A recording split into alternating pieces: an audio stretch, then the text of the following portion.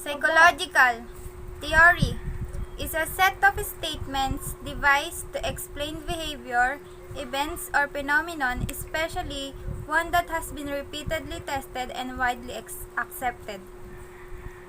School of thought is a term that refers to a group of beliefs, ideas that support a specific theory or idea. Psychological determinism. This refers to the theories that attribute criminal behavior of individuals to psychological factors such as emotional and mental problems. This explains the psychological determinants which define behavior of a person.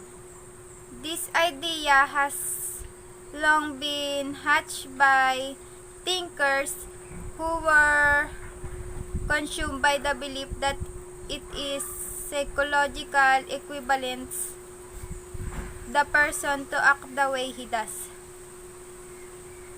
ID. This stands for instinctual drives. The primitive part of the individual's mental makeup present at birth. It is governed by the pleasure principle, represents the unconscious biological drives for pleasure. Ego. This is considered to be the sensible and responsible part of an individual's personality and is governed by the reality principle. Superego. Conscience principle serves as the moral conscience of individual. It is the structure by what values were taught by parents, the school, and the community, as well as believe in God.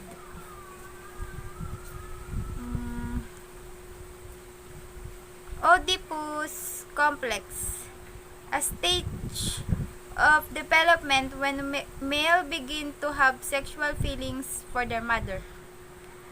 Electra complex, a stage of development when girls begin to have sexual feelings for their fathers. Latency begins at age 6. Feelings of sexuality are expressed until the genital stage begins at puberty. This marks the beginning of adult sexuality. Fixated person exhibit behavior traits characteristic of those encountered during infantile sexual development. Example, an infant who does not receive enough oral gratification during the first year of life is likely as an adult engage in such oral behaviors as smoking, drinking, or drug abuse, and others. Neurosis, a common type of mental disorder used to explain criminal behavior, also referred to as hysteria or neurasthenia. Psychosis, a more serious type of mental disorder which can be organic or functional. Psychotic people lose contact with reality and have difficulty distinguishing reality from fantasy. Impulse disorder, an excessive or unreasonable desire to do or have something. An irrational or irresistible motive. Examples of these are kleptomania, pyromania, dipsomania, and others. Schizophrenia, also called dementia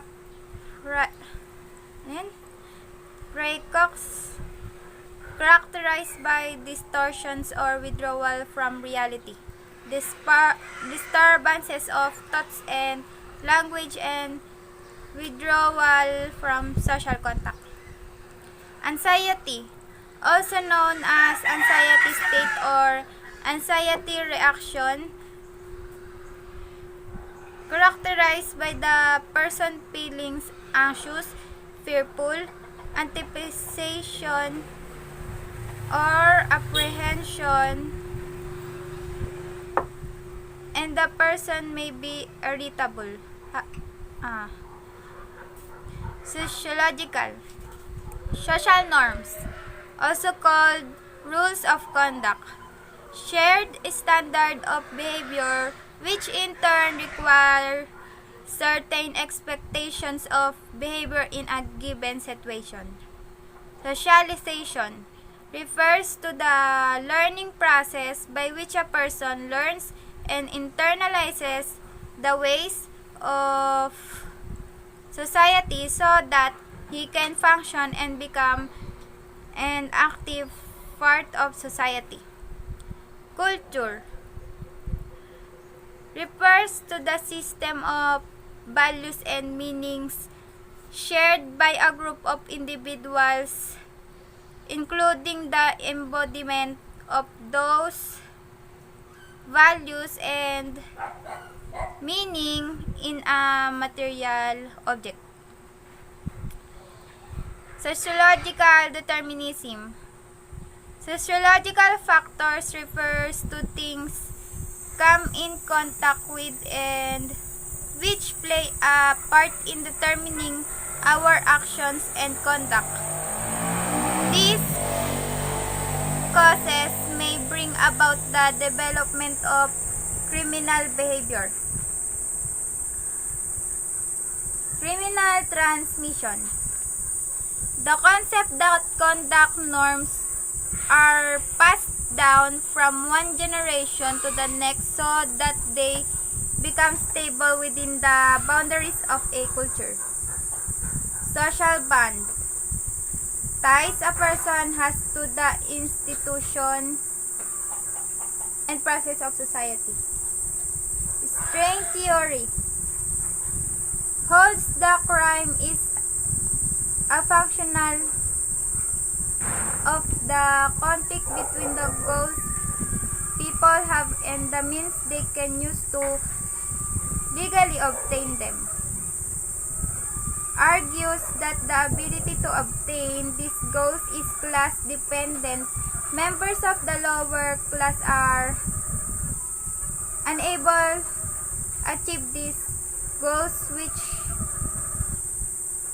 comes easily to those belonging to the upper class.